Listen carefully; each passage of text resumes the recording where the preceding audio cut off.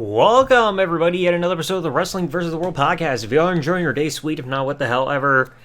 This I thought was going to be fun. So I was seeing something on Twitter of, I think it was Sportskeeda was asking ChatGPT of their list of the top 10 best women's wrestlers of all time.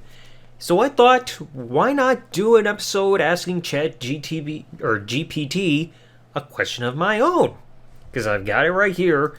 And I asked ChatGPT, I want you to make a top 10 list of the greatest WrestleMania matches of all time, and I'm going to go through the list today.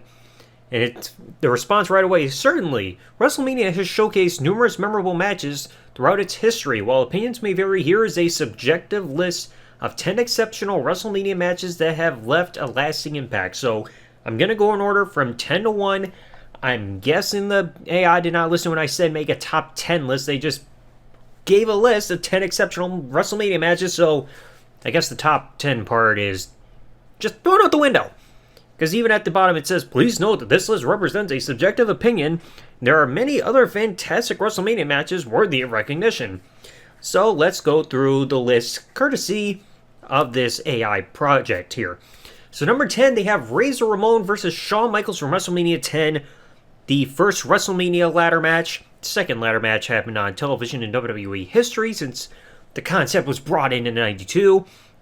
Their description says their ladder match for the Intercontinental Championship introduced a new level of innovation and remains a benchmark for ladder matches in WWE history. I honestly can't argue with that, because every time somebody has a ladder match, it's always going to be compared to one of the most iconic ladder matches in WWE history and overall wrestling history, because you had amazing high spots, crazy bumps, like one of those matches that kept you on the edge of your seat, very innovative, fantastic match. I really can't argue with that one. Number 9, Kurt Angle versus Shawn Michaels from WrestleMania 21. Their description says, the technical masterpiece between two exceptional athletes displayed their versatility, left a lasting impression on fans and critics alike. This one I can easily get behind because this match is still regarded to this day as one of the best WrestleMania matches ever. Because, I mean, you had Shawn, I think they said in some kind of documentary or whatever, Shawn Michaels was trying to out-wrestle Kurt Angle. You don't do that against an Olympic gold medalist who won a gold medal with a broken freaking neck, and is known to be one of the greatest professional athletes ever. Not counting his later days in WWE, I'm just talking about ever. So, yes, I can actually get on board with this one as well. Now, of course, this can't be a top 10 because they say number 8 is Shawn Michaels vs. Undertaker WrestleMania 26. The sequel to their WrestleMania 25 encounter, this match added a career stipulation for Shawn Michaels, leading to an emotional showdown between two legends.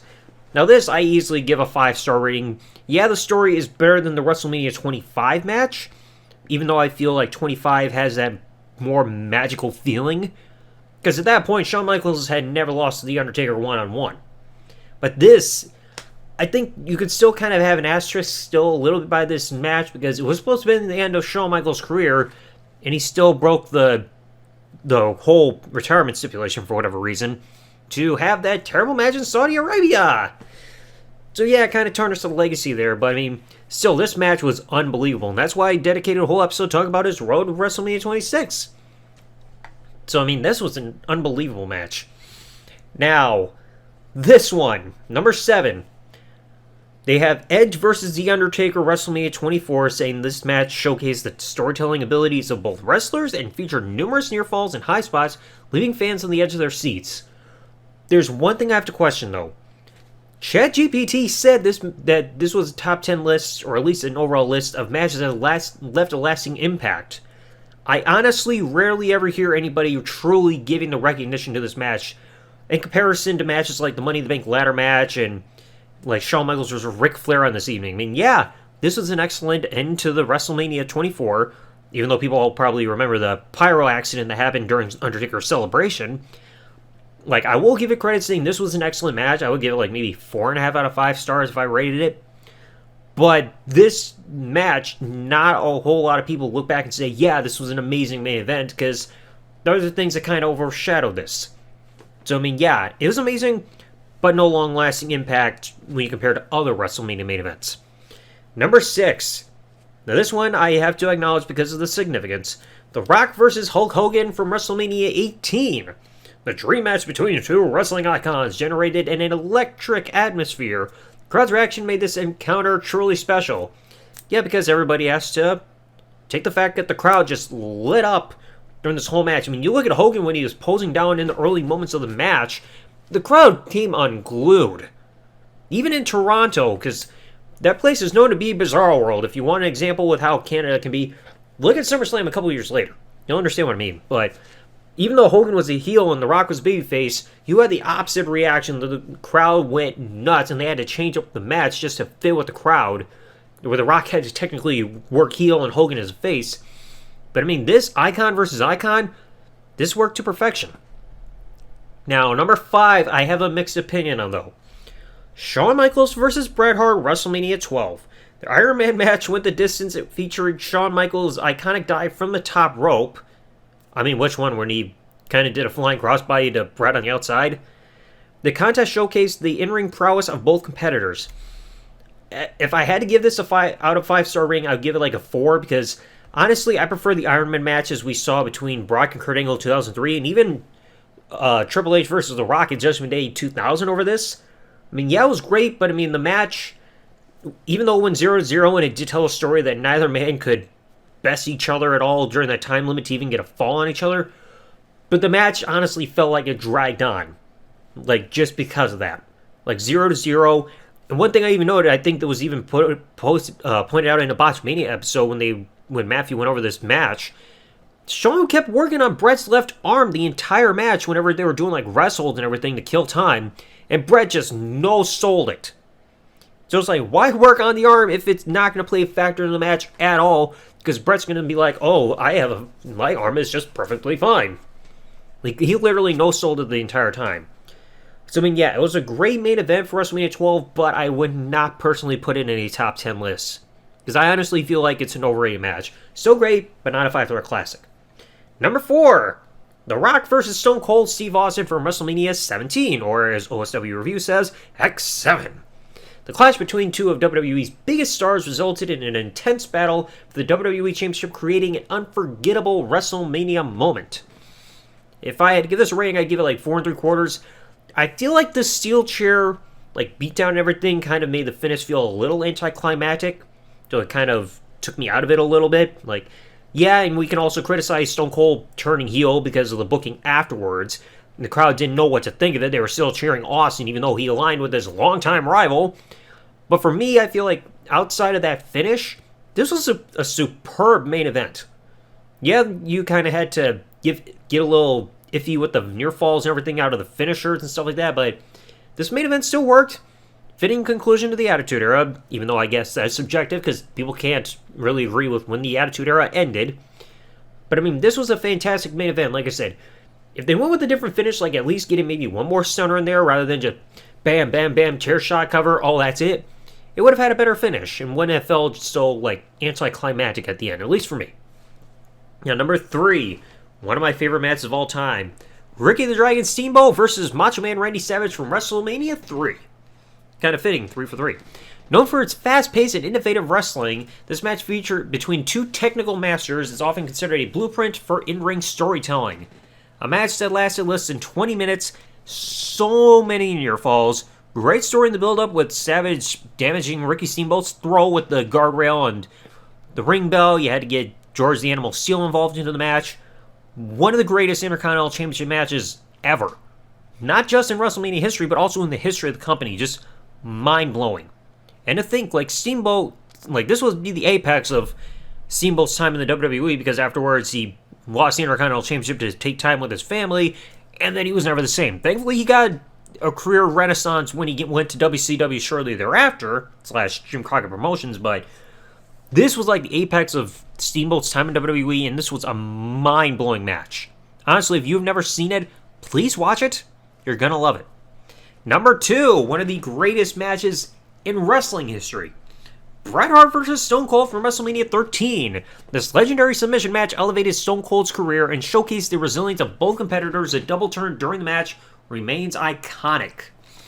Now, I wouldn't say that, well, it got Stone Cold truly on the map as being taken as a legitimate guy, but it wouldn't be like an immediate fast track like elevation, because he really didn't start skyrocketing in terms of popularity and elevation until, at least within the crowd reactions, until after he broke his neck, because then he was stunning everybody, stunned Vince McMahon, still getting physical, proving himself to be the toughest son of a bitch in WWE history.